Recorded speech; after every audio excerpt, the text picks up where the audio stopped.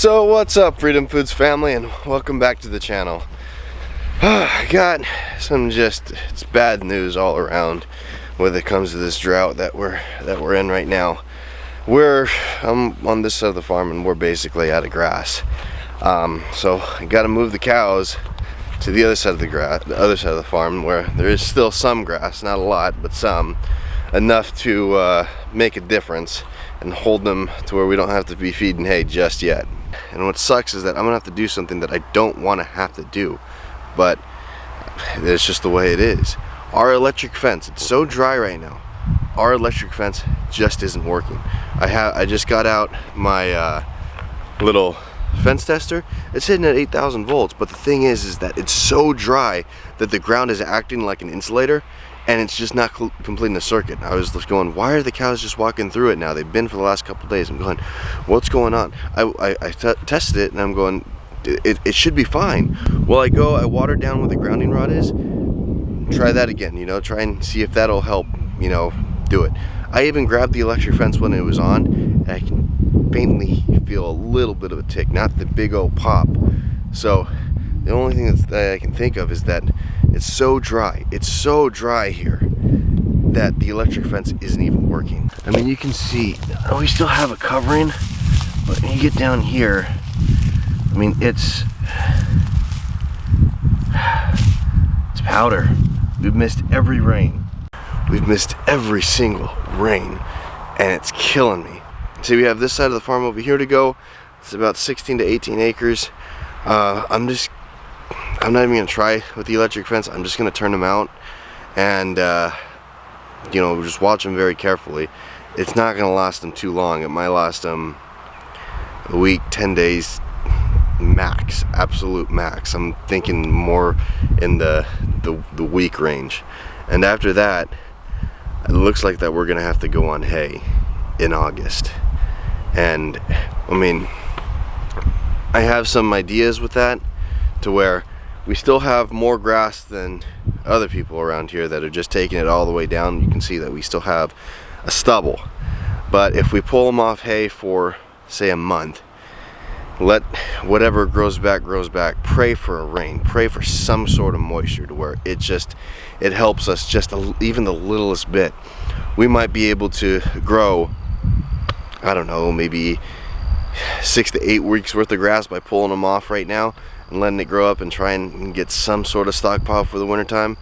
So this is my kind of idea, but right now I gotta turn them loose because I can't keep them in with the electric anymore because it's just not working. Come on, cows, come on. Come on, Tiger. Come on, everybody. I know. Come on, cows. Let's go. Come on, cows, let's go.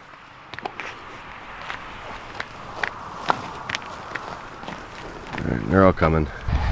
This is what we're working with. We have a cover, we have some sort of cover. We have some grass, but not a lot. Not a lot at all. And it's a lot of weeds. It kills me to see the farm like this, but I just need them to hold off just a little longer. Like, I need a week. Probably won't get a week actually after being out here. But we're gonna put them on hay and lock them up. That way it doesn't get too down. Like right here, this is too down. Right here there's a bare spot, but this was covered by ragweed last year, so it kind of makes sense.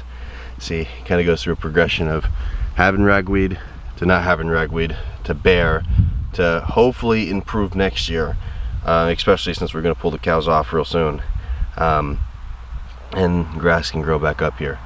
And see, I'd rather pull the cows off of grass before they start losing body condition. All of them still look pretty good. We have one or two maybe a little bit skinnier than I'd like.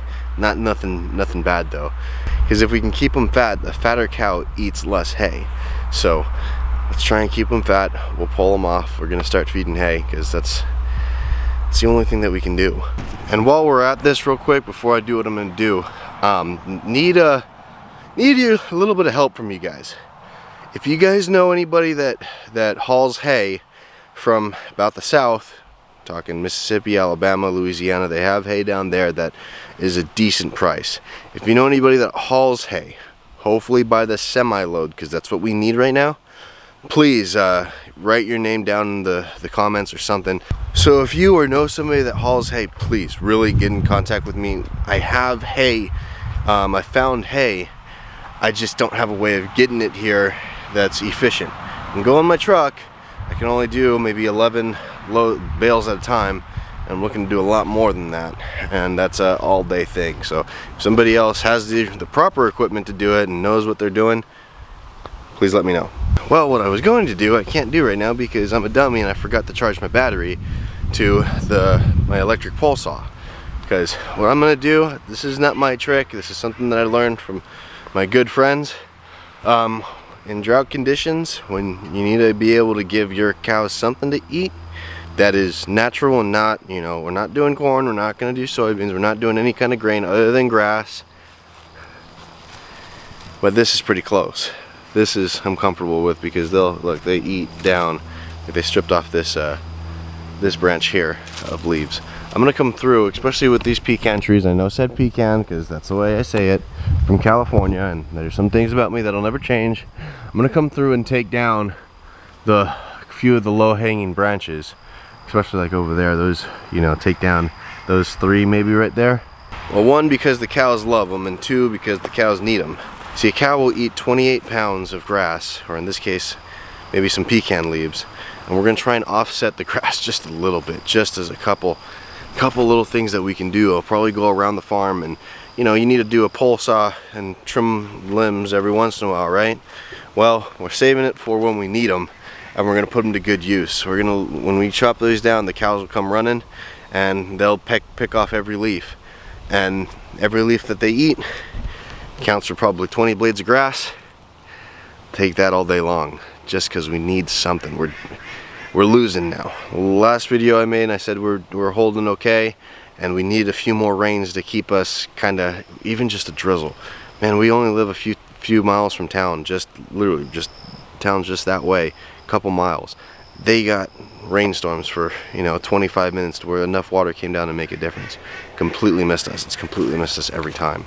So right now we're on the losing end, and they're going to be going into the corral soon, in order so I can start feeding hay and then take pressure off of this. And then if you've been following our channel for any length of time, you guys know that this is where we fed hay last year in the winter time. And I'm not going to feed hay right here. I'm going to do it up in the corrals a little bit to get off of this, because I'm going to be contacting some people about maybe spreading this for me, scooping this up and taking it out here and spreading it for me. Hopefully that carbon, hopefully that organic matter, when it does rain, if it ever rains, we'll get some sort of it'll help hold it. It'll keep some retention of the water. We're probably going to put it in the low points, just because, you know what, we need to be able to capture everything, kind of sacrifice the hills up top, because just need to hold on to everything. And then across the street we moved our across the street where we moved our steers to my dad's place, they're going to be coming back real soon too, probably this week, and we're going to let that rest as well. Then I'm just trying to throw everything and the kitchen sink at it. I mean, we're at the plumbing now. I do have a few bags of sorghum Sudan grass that I didn't put out in my experiment last year. Last year it didn't do so hot because of the drought, but I have them. They don't stay good forever. I'm going to put it in a seed spreader, and I'm just going to spread it out over a few acres across the street, just to see if it can grow up, because that stuff can grow up to 12 feet. And maybe it's the right conditions, it's just going to go to waste anyways. I'm trying everything right now. So if you guys have any other ideas than the ones that I mentioned, please let me know, because that's all I got. That's all I got right now. Look, like the longhorns, I'm lucky, they'll come through and eat these blackberry bushes. Or these little, see, they're popping up all over the place, and they're green because their roots go down forever. They'll come through and pick off the leaves of that when they come through, and hey, it's good for them. They might not be their favorite thing in the world, but it's looking pretty rough.